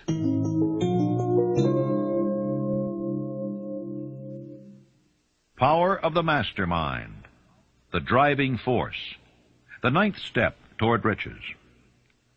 Power is essential for success in the accumulation of money. Plans are inert and useless without sufficient power to translate them into action. This chapter will describe the method by which an individual may attain and apply power. Power may be defined as organized and intelligently directed knowledge. Power, as the term is here used, refers to organized effort, sufficient to enable an individual to transmute desire into its monetary equivalent. Organized effort is produced through the coordination of effort of 2 or more people who work toward a definite end in a spirit of harmony. Power is required for the accumulation of money. Power is necessary for the retention of money after it has been accumulated. Let us ascertain how power may be acquired. If power is organized knowledge, let us examine the sources of knowledge. A. Infinite intelligence. This source of knowledge may be contacted through the procedure described in another chapter with the aid of creative imagination. B. Accumulated experience. The accumulated experience of man, or that portion of it which has been organized and recorded, may be found in any well-equipped public library. An important part of this accumulated experience is taught in public schools and colleges, where it has been classified and organized. C. Experiment and research. In the field of science, and in practically every other walk of life, men are gathering, classifying, and organizing new facts daily. This is the source to which one must turn when knowledge is not available through accumulated experience. Here, too, the creative imagination must often be used. Knowledge may be required from any of the foregoing sources. It may be converted into power by organizing it into definite plans and by expressing those plans in terms of action. Gaining power through the mastermind. The mastermind may be defined as coordination of knowledge and effort in a spirit of harmony between two or more people for the attainment of a definite purpose. No individual may have great power without availing himself of the mastermind. In a preceding chapter, instructions were given for the creation of plans for the purpose of translating desire into its monetary equivalent. If you carry out these instructions with persistence and intelligence and use discrimination in the selection of your mastermind group, your objective will have been halfway reached even before you begin to recognize it. So you may better understand the intangible potentialities of power available to you through a properly chosen mastermind group, we will here explain the two characteristics of the mastermind principle, one of which is economic in nature and the other psychic. The economic feature is obvious. Economic advantages may be created by any person who surrounds himself with the advice, counsel, and personal cooperation of a group of men who are willing to lend him wholehearted aid in a spirit of perfect harmony. This form of cooperative alliance has been the basis of nearly every great fortune. Your understanding of this great truth may definitely determine your financial status. The psychic phase of the mastermind principle is much more difficult to comprehend. You may catch a significant suggestion from this statement. No two minds ever come together without thereby creating a third, invisible, intangible force which may be likened to a third mind. How to multiply your brain power. Man's brain may be compared to an electric battery. It is a well-known fact that a group of electric batteries will provide more energy than a single battery. It is also a well-known fact that an individual battery will provide energy in proportion to the number and capacity of the cells it contains. The brain functions in a similar fashion. This accounts for the fact that some brains are more efficient than others, and leads to this significant statement. A group of brains, coordinated or connected in a spirit of harmony, will provide more thought energy than a single brain, just as a group of electric batteries will provide more energy than a single battery. Through this metaphor, it becomes immediately obvious that the mastermind principle holds the secret of the power wielded by men who surround themselves with other men of brains. There follows now another statement which will lead still nearer to an understanding of the psychic phase of the mastermind principle. When a group of individual brains are coordinated and function in harmony, the increased energy created through that alliance becomes available to every individual brain in the group. It is a well-known fact that Henry Ford began his business career under the handicap of poverty, illiteracy, and ignorance. It is an equally well-known fact that within the inconceivably short period of 10 years, Mr. Ford mastered these three handicaps, and that within 25 years, he made himself one of the richest men in America. Connect with this fact the additional knowledge that Mr. Ford's most rapid strides became noticeable from the time he became a personal friend of Thomas A. Edison, and you will begin to understand what the influence of one mind upon another can accomplish.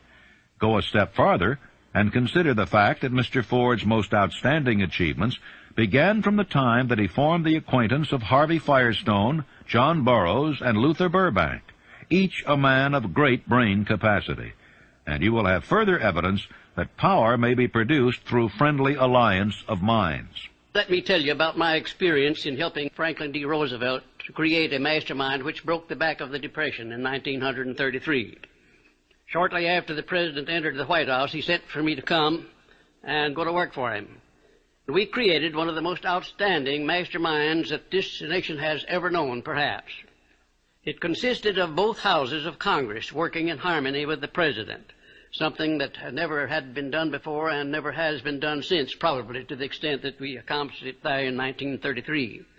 The majority of the newspaper publishers of America, regardless of their political leanings, practically every one of them got behind the president as a result of this mastermind operation which we set up at the White House. And the radio station operators, without any reference whatsoever to their political leanings, they got behind the president and they used the material which I prepared to send out to go over the air. In other words, material that we used to sell the good features of the United States instead of dwelling upon the bad ones. And then the churches of all denominations. I have never seen such a job as they did. The priests and the clergymen of all denominations went into their pulpits and they did a wonderful job of selling the United States of America to the people. Then the leaders of both the major political parties, they crossed party lines. There were no Democrats and no Republicans, no anything else in Congress. They were nothing but Americans helping the President of the United States to bring this country out of chaos. And then, most of all, there was a majority of the American people of all political and religious leanings. I have never seen the people of the United States get behind a president so squarely as they did behind FDR in those perilous days of 1933. Now, here was a mastermind alliance that served a great purpose at a time of need. And I hope to see the time come when I may contribute my services in building a mastermind alliance that will permanently serve the President of the United States as it did in 1933.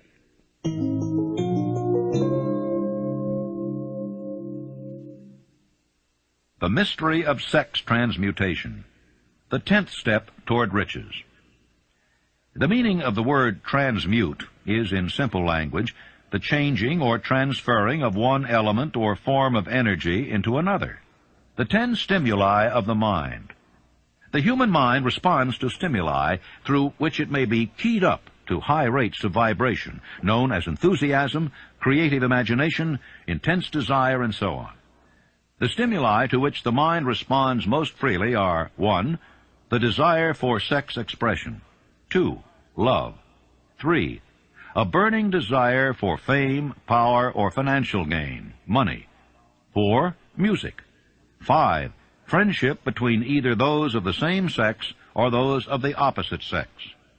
6. A mastermind alliance based upon the harmony of 2 or more people who ally themselves for spiritual or temporal advancement. 7. Mutual suffering, such as that experienced by people who are persecuted. 8. Autosuggestion. 9. Fear. 10. Narcotics and alcohol. The desire for sex expression comes at the head of the list of stimuli, which most effectively step up the mind and start the wheels of physical action. 8 of these stimuli are natural and constructive. 2 are destructive. When brain action has been stimulated through 1 or more of the 10 mind stimulants, it has the effect of lifting the individual far above the horizon of ordinary thought and permits him to envision distance, scope, and quality of thoughts not available on the lower plane, such as that occupied while one is engaged in the solution of the problems of business and professional routine. The world is ruled and the destiny of civilization is established by the human emotions. People are influenced in their actions not by reason so much as by feelings. The creative faculty of the mind is set into action entirely by emotions, and not by cold reason.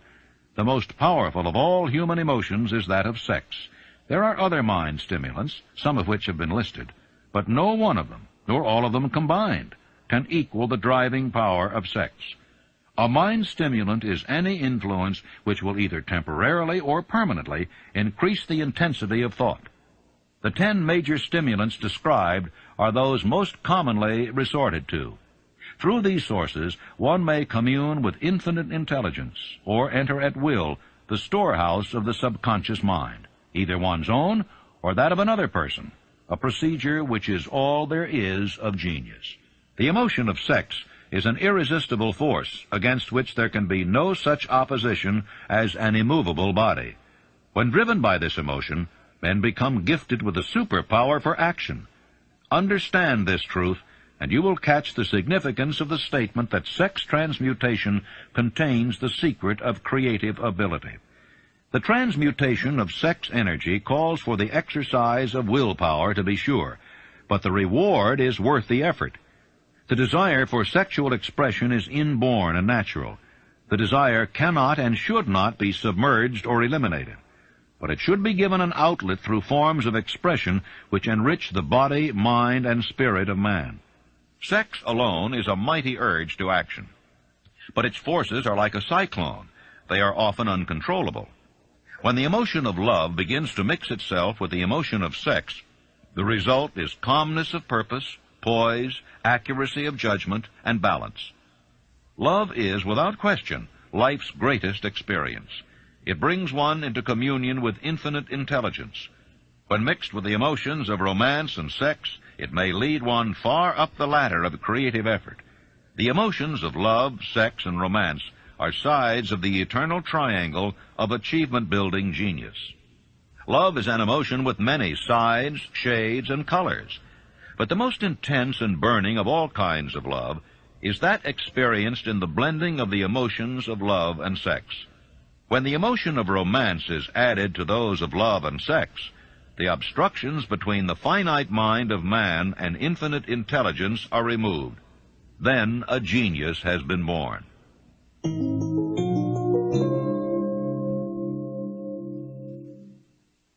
The subconscious mind, the connecting link, the 11th step toward riches.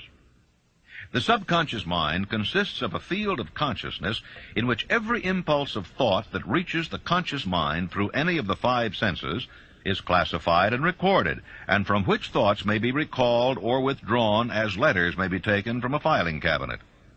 It receives and files sense impressions or thoughts, regardless of their nature. You may voluntarily plant in your subconscious mind any plan, thought, or purpose which you desire to translate into its physical or monetary equivalent. The subconscious acts first on the dominating desires which have been mixed with emotional feelings, such as faith. You cannot entirely control your subconscious mind, but you can voluntarily hand over to it any plan, desire, or purpose which you wish transformed into concrete form.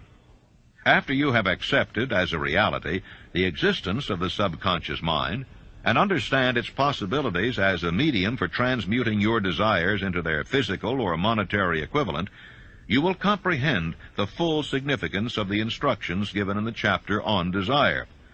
You will also understand why you have been repeatedly admonished to make your desires clear and to reduce them to writing. You will also understand the necessity of persistence in carrying out instructions.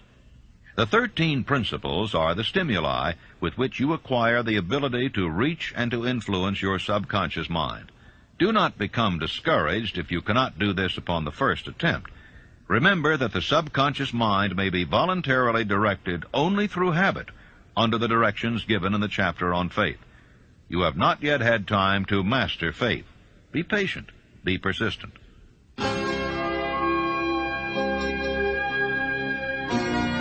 Please fast forward to the end and turn the tape over for proper cueing of side 4.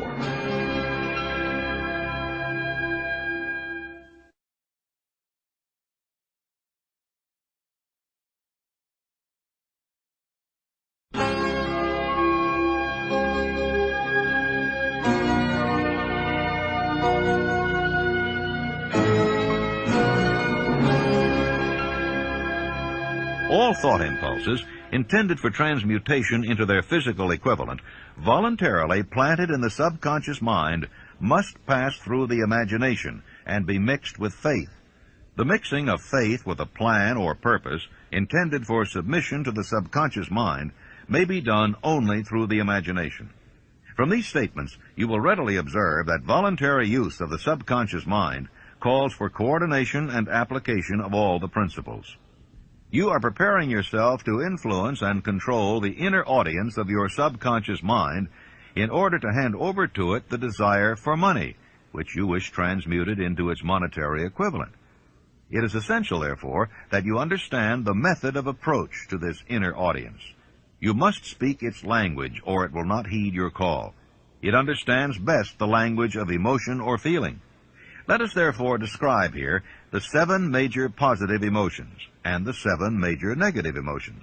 so that you may draw upon the positives and avoid the negatives when giving instructions to your subconscious mind.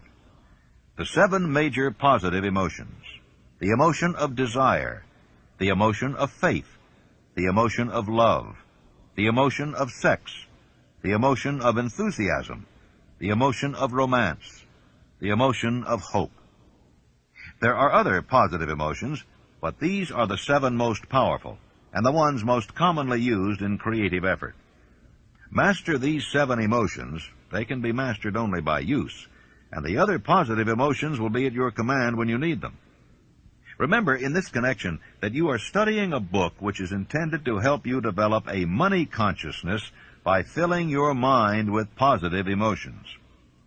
The 7 major negative emotions to be avoided: the emotion of fear, the emotion of jealousy, the emotion of hatred, the emotion of revenge, the emotion of greed, the emotion of superstition, the emotion of anger.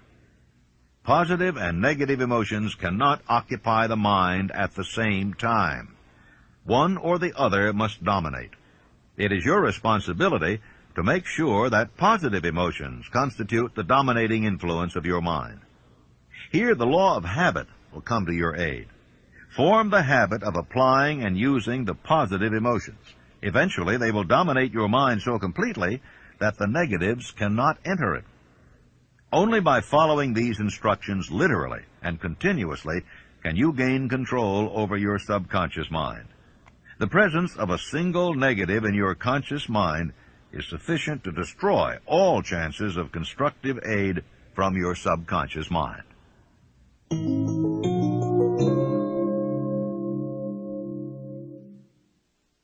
The brain, a broadcasting and receiving station for thought. The 12th step toward riches. More than 40 years ago, the author, working in conjunction with the late Dr. Alexander Graham Bell and Dr. Elmer R. Gates, observed that every human brain is both a broadcasting and receiving station for the vibration of thought.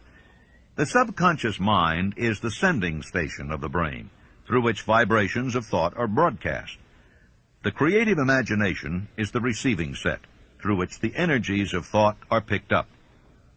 Along with the important factors of the subconscious mind and the faculty of the creative imagination, which constitute the sending and receiving sets of your mental broadcasting machinery, consider now the principle of autosuggestion, which is the medium by which you may put into operation your broadcasting station. Through the instructions described in the chapter on autosuggestion, you were definitely informed of the method by which desire may be transmuted into its monetary equivalent.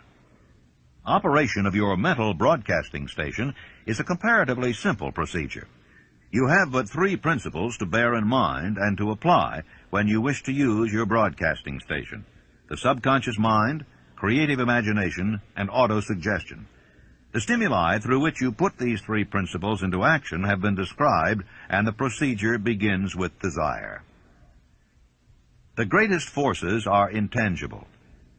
Through the ages which have passed, man has depended too much upon his physical senses, and has limited his knowledge to physical things, which he could see, touch, weigh, and measure.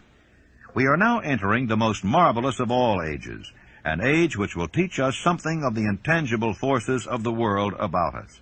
Perhaps we shall learn, as we pass through this age, that the other self is more powerful than the physical self we see when we look into a mirror. Sometimes men speak lightly of the intangibles, the things which they cannot perceive through any of their 5 senses, and when we hear them, it should remind us that all of us are controlled by forces which are unseen and intangible. The whole of mankind has not the power to cope with nor to control the intangible force wrapped up in the rolling waves of the ocean. Man has not the capacity to understand the intangible force of gravity, which keeps this little earth suspended in space, and keeps man from falling from it, much less the power to control that force. Man is entirely subservient to the intangible force which comes with a thunderstorm, and he is just as helpless in the presence of the intangible force of electricity. Nor is this by any means the end of man's ignorance in connection with things unseen and intangible. He does not understand the intangible force and intelligence wrapped up in the soil of the earth, the force which provides him with every morsel of food he eats, every article of clothing he wears, every dollar he carries in his pockets. The power of thought is the only thing over which you have complete, unchallenged, and unchallengeable control. Controlled by power of will. In giving human beings control over but one thing, the Creator must have chosen the most important of all things. This is a stupendous fact that merits your most profound consideration. If you give it this sort of consideration, you will discover for yourself the rich promises available to those who become masters of their own mind power through self-discipline.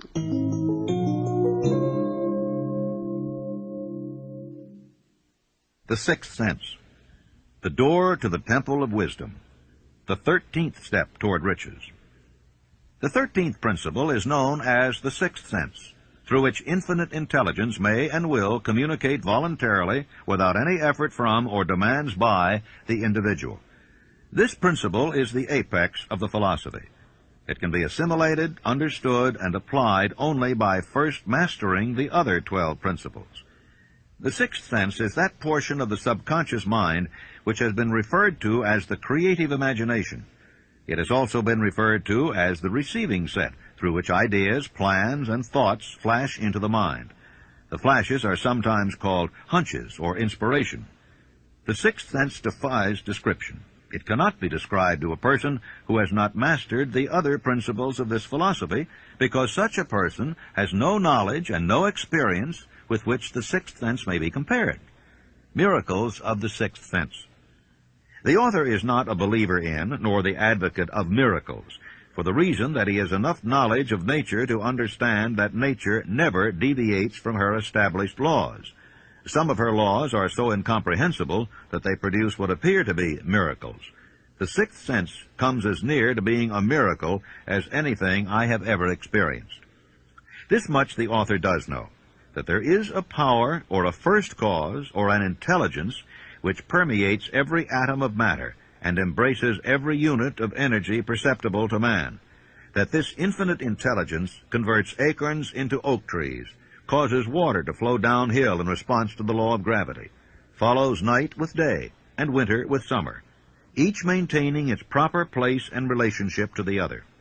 This intelligence may, through the principles of this philosophy, be induced to aid in transmuting desires into concrete or material form.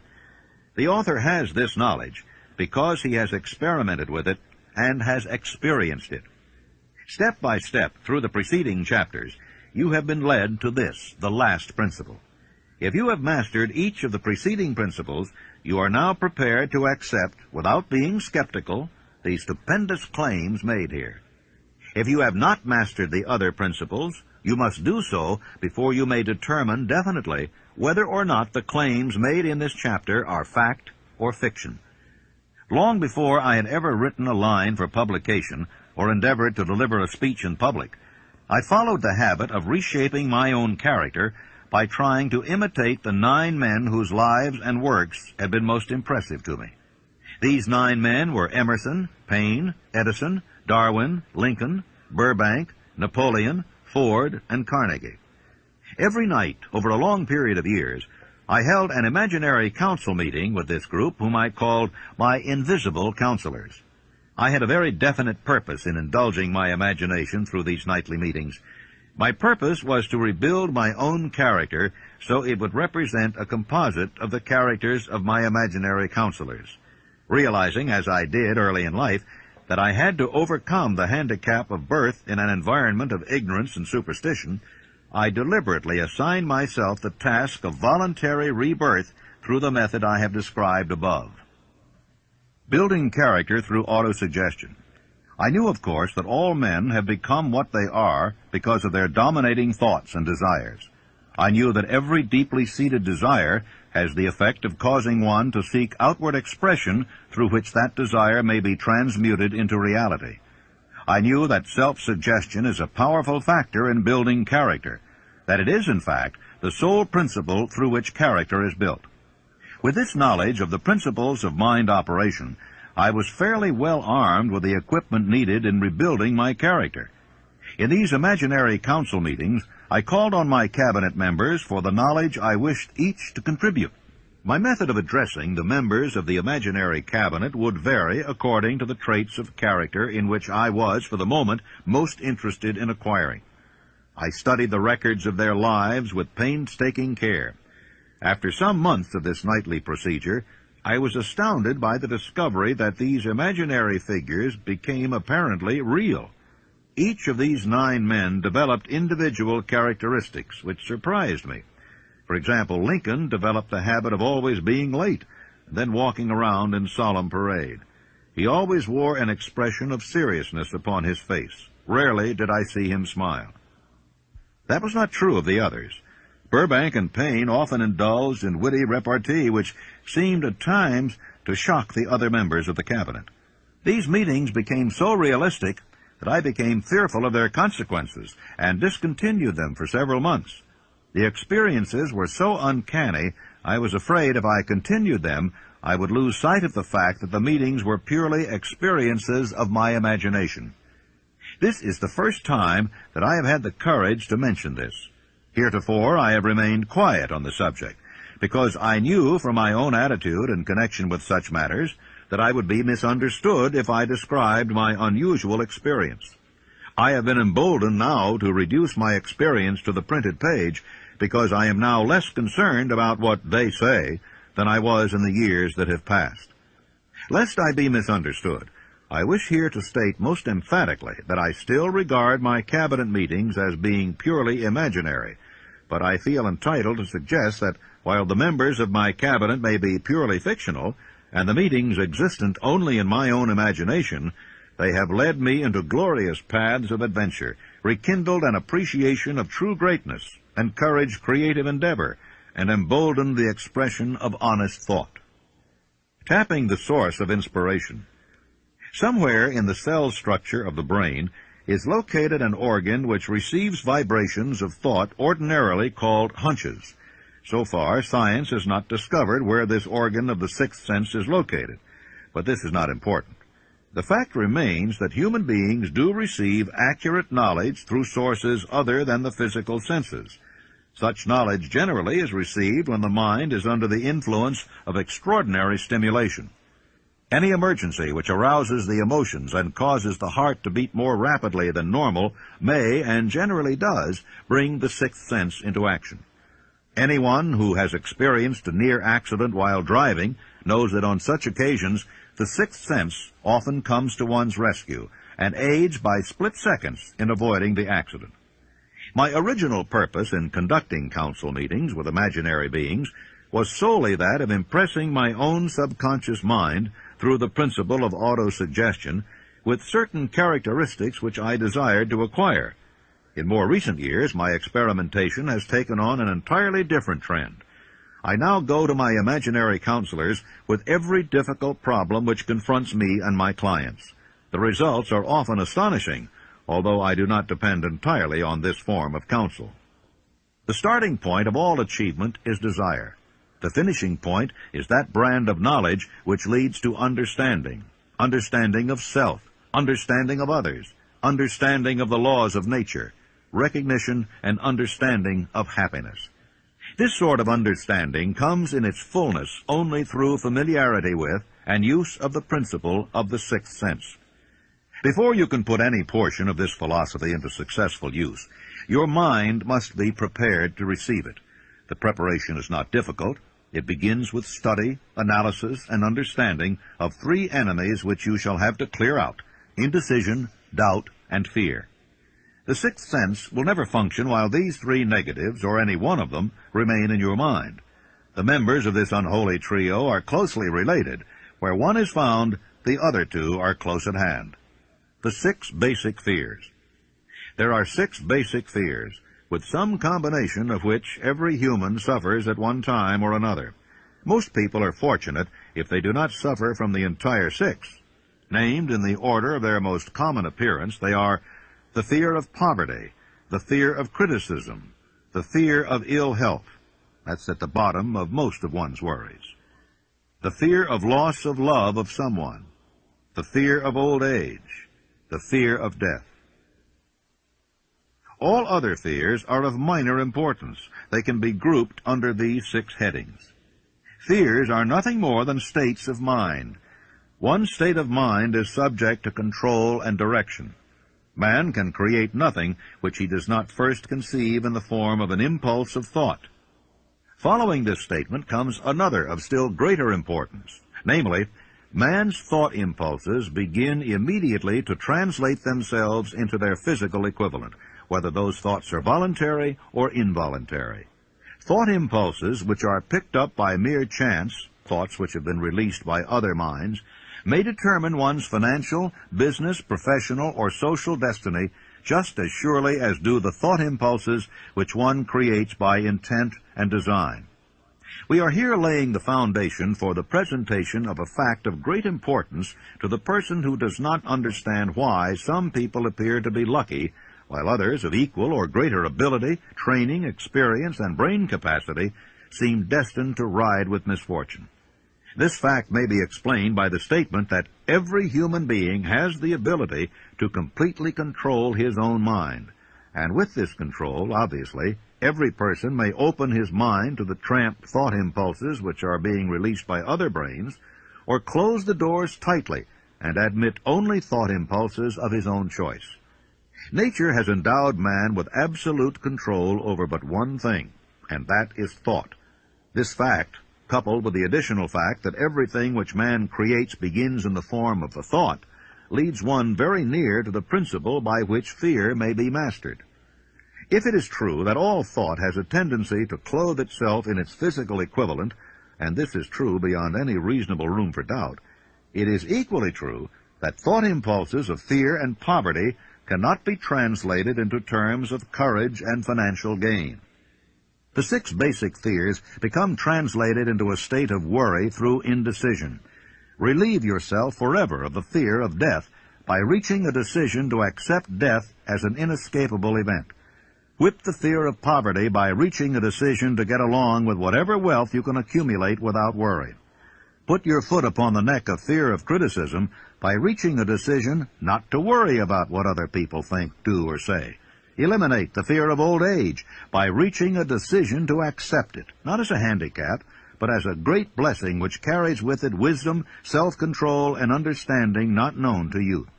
Acquit yourself of the fear of ill health by the decision to forget symptoms.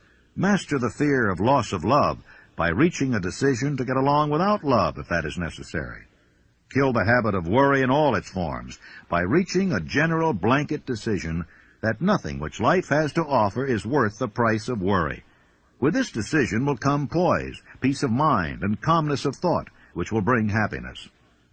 A man whose mind is filled with fear not only destroys his own chances of intelligent action, but he transmits these destructive vibrations to the minds of all who come into contact with him, and also destroys their chances. The devil's workshop. In addition to the 6 basic fears, there is another evil by which people suffer. It constitutes a rich soil in which the seeds of failure grow abundantly. It is so subtle that its presence often is not detected. This affliction cannot properly be classed as a fear. It is more deeply seated and more often fatal than all of the 6 fears. For want of a better name, let us call this evil susceptibility to negative influences. Men who accumulate great riches always protect themselves against this evil. The poverty-stricken never do. Those who succeed in any calling must prepare their minds to resist the evil. If you are reading this philosophy for the purpose of accumulating riches, you should examine yourself very carefully to determine whether you are susceptible to negative influences. If you neglect this self-analysis, you will forfeit your right to attain the object of your desires. How to protect yourself against negative influences. To protect yourself against negative influences, whether of your own making or the result of the activities of negative people around you, recognize that you have a willpower and put it into constant use until it builds a wall of immunity against negative influences in your own mind. Recognize the fact that you and every other human being are by nature lazy, indifferent, and susceptible to all suggestions which harmonize with your weaknesses. Recognize that you are by nature susceptible to all the 6 basic fears, and set up habits for the purpose of counteracting all those fears. Recognize that negative influences often work on you through your subconscious mind. Therefore, they are difficult to detect, and keep your mind closed against all people who depress or discourage you in any way. Clean out your medicine chest, throw away all pill bottles, and stop pandering to colds, aches, pains, and imaginary illness. Deliberately seek the company of people who influence you to think and act for yourself. Do not expect troubles, as they have a tendency not to disappoint. Without doubt, the most common weakness of all human beings is the habit of leaving their minds open to the negative influence of other people. This weakness is all the more damaging because most people do not recognize that they are cursed by it, and many who acknowledge it neglect or refuse to correct the evil until it becomes an uncontrollable part of their daily habits. In parting, I would remind you that life is a checkerboard, and the player opposite you is time. If you hesitate before moving, or neglect to move promptly, your men will be wiped off the board by time. You are playing against a partner who will not tolerate indecision. Previously, you may have had a logical excuse for not having forced life to come through with whatever you asked, but that alibi is now obsolete, because you are in possession of the master key that unlocks the door to life's bountiful riches. The master key is intangible, but it is powerful. It is the privilege of creating in your own mind a burning desire for a definite form of riches. There is no penalty for the use of the key, but there is a price you must pay if you do not use it. The price is failure. There is a reward of stupendous proportions if you put the key to use. It is the satisfaction that comes to all who conquer self and force life to pay whatever is asked. It has been said that I have made more successful men than any man living today. I don't know whether that's true or not, because there's no way of getting accurate statistics. But ladies and gentlemen, when I take inventory of the people that I do know who started at scratch and have become millionaires, and some of them not quite that much money, but become profoundly successful, I recognize that I have created a philosophy here through the good work of Mr. Carnegie that's been a benefactor to the world, not only to those who are living now, but to those who are not yet born. When Mr. Carnegie sold me on organizing this philosophy, he said, I'm going to give away my money before I die as fast as I can find ways and means of giving it away without doing damage. And as you, of course, know, he did just that. He gave it away for educational purposes, libraries, foundations for the maintenance of peace, and in every way that he could conceive. But he said, by far the greatest part of my riches I am entrusting to you to take to the people of the world in the form of the know-how through which I gain my money. And he said, if you carry through the trust and perfect your job, as I sincerely believe you will, you'll live to see the time when you're far and away richer than I am, and when you will have made many more successful men than I have ever made. And ladies and gentlemen, when Mr. Carnegie made that statement, it was just too much for me to swallow. I thought, well, Mr. Carnegie has never flattered me before. He's never said anything that didn't turn out to be right, but that's just one of those things that never could happen. I have already made thousands of times more successful men than Mr. Carnegie ever had. Thousands of times, and I'm still in the process of making.